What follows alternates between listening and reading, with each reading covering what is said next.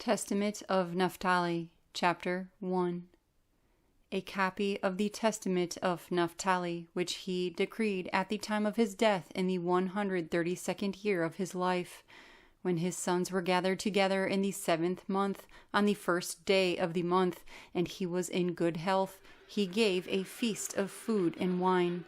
After he awoke early the next morning, he told them, "I am dying." But they did not believe him. And while he was berakah Yehua, he confirmed that after the previous day's feast he would die. Then he began to say to his sons, "Listen, my children, sons of Naphtali, hear your father's words. I was born from Bilhah. Rachel dealt craftily, giving Bilhah to Yaakov in place of herself, and she bore me on the knees of Rachel, for which reason she called me Naphtali. Rachel loved me because I was born in her lap. While I was tender in appearance, she would kiss me and say, 'May I see a brother of yours like you from my own womb?' Thus Yosef was like me in every way, in keeping with Rachel's prayer. But my mother Bilhah, daughter of Rotheos, Deborah's brother, nurse of Rivkah, she was born the very day on which Rachel was born. Rotheos was of Abraham's tribe, a Kasdim, one who honored Elohim, free and well-born. But he was taken captive and bought by Laban, who gave him Eunah, his servant girl, as a wife. She bore a daughter and called her Zilpah, from the name of the village in which he had been taken captive. After that she bore Bilhah, saying, 'My daughter is ever eager for new things.' No sooner had she been born than she hurried to start sucking. Testament of Naphtali, Chapter 2. Since I was swift on my feet like a deer, my father Yaakov appointed me for all missions and messages, and as a deer he baraked me. For just as a potter knows the pot, how much it holds, and brings clay for it accordingly, so also Yehua forms the body in correspondence to the spirit, and instills the spirit corresponding to the power of the body. And from one to the other there is no discrepancy, not so much as a third of a hair, for by weight and measure and rule was all the creation made. And just as the potter knows the use of each vessel and to what it is suited for, so also Yahweh knows the body to what extent it will persist in goodness, and when it will be dominated by evil. For there is no inclination or thought which Yahweh knows not, since he created every human being according to his own image. As a person's strength, so also is his work. As is his mind, so also is his skill. As is his plan, so also is his achievement. As is his heart, so is his speech. As is his eye, so also is his sleep. As is his soul, so also is his thought, whether on the Torah of Yahuwah or on the law of Beliar. As there is a distinction between light and darkness, between seeing and hearing, thus there is a distinction between man, and between woman and woman, and it is not to be said that the one is like the other either in face or in mind. For Elohim made all things good in their order, the 5 senses in the head. To the head he attached the neck, in addition to the hair for the enhancement of appearance, then the heart for understanding, the belly for excretion from the stomach, the windpipe for health, the liver for anger, the gallbladder for bitterness, the spleen for laughter, the kidneys for craftiness, the loins for power, the lungs for drawing in air, the hips for strength, and so on. So then, my children, let all your works be done in order with good intent in the fear of Elohim, and do nothing disorderly, in scorn, or not in inappropriate time. If you tell the eye to hear, it cannot. So you are unable to perform the works of light while you are in darkness.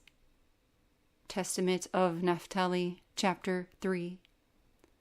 Do not strive to corrupt your actions through covetousness or to beguile your souls by empty phrases, because if you keep silence in purity of heart, you shall understand how to hold fast the will of Elohim, and to cast away the will of Beliar. Sun, moon, and stars do not alter their order. Thus you should not alter the Torah of Elohim by the disorder of your actions. The Gentiles, because they wandered astray and forsook Yahweh, have changed the order, and have devoted themselves to stones and sticks, patterning themselves after wandering spirits. But you, my children, shall not be like that. In the firmament, in the earth, and in the sea, in all the product of his workmanship, discern Yahweh, who made all things, so that you do not become like Sodom, which departed from the order of nature.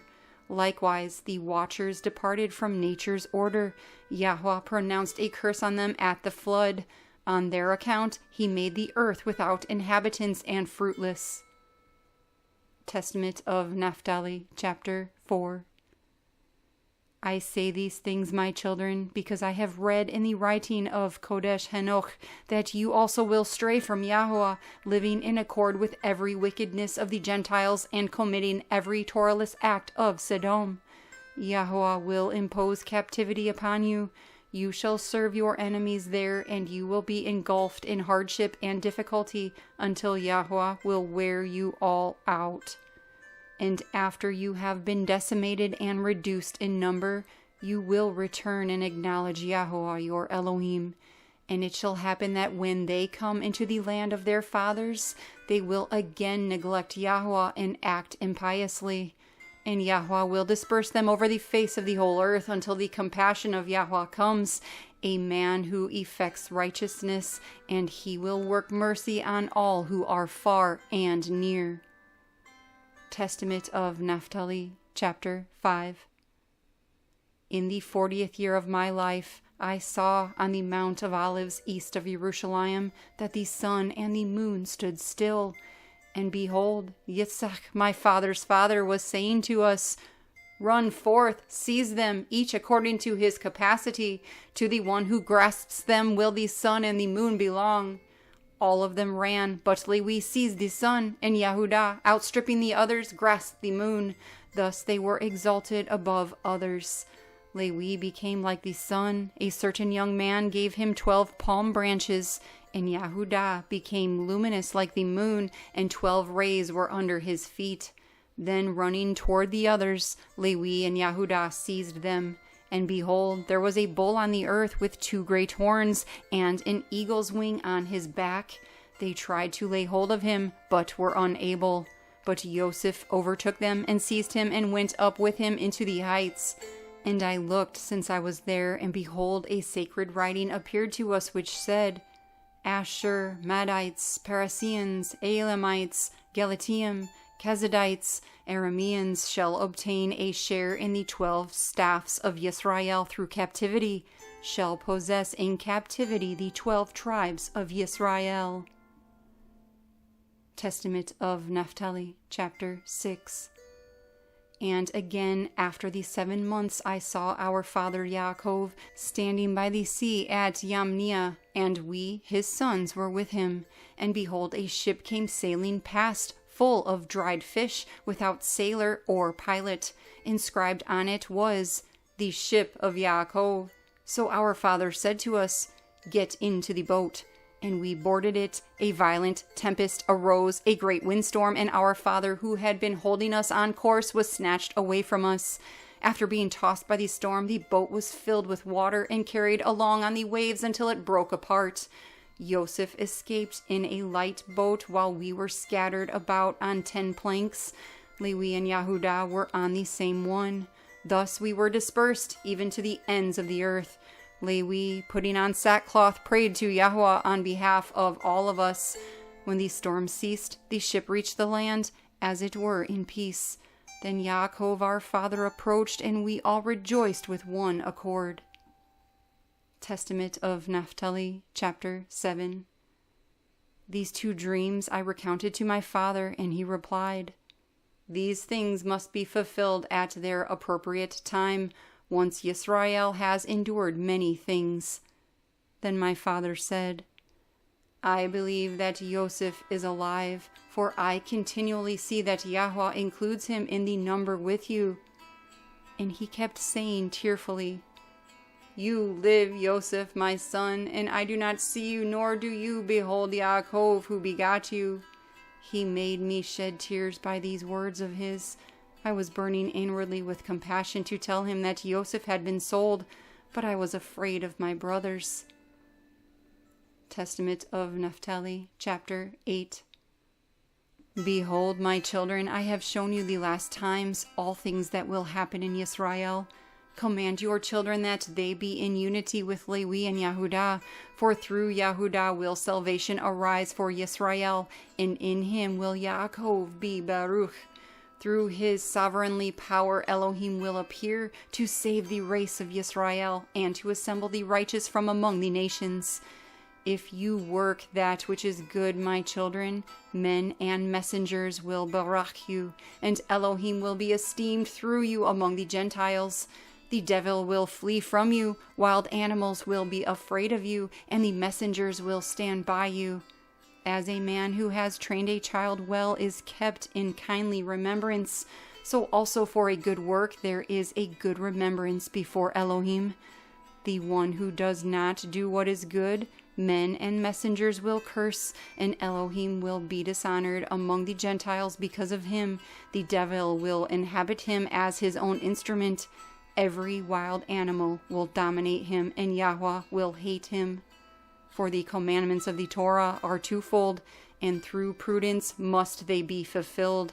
For there is a season for a man to embrace his wife, and a season to abstain therefrom for his prayer. And there are the two commandments. Unless they are performed in due order, they leave one open to the greatest sin. It is the same with the other commandments. So be wise in Yahweh and discerning, knowing the order of his commandments, what is appointed for every act, so that Yahweh will love you. Testament of Naphtali, chapter 9. He gave them many similar instructions, urging them to transfer his bones to Hebron and bury him with his fathers. He ate and drank in soulful glee, covered his face, and died. And his sons acted in accord with the things commanded by their father Naphtali.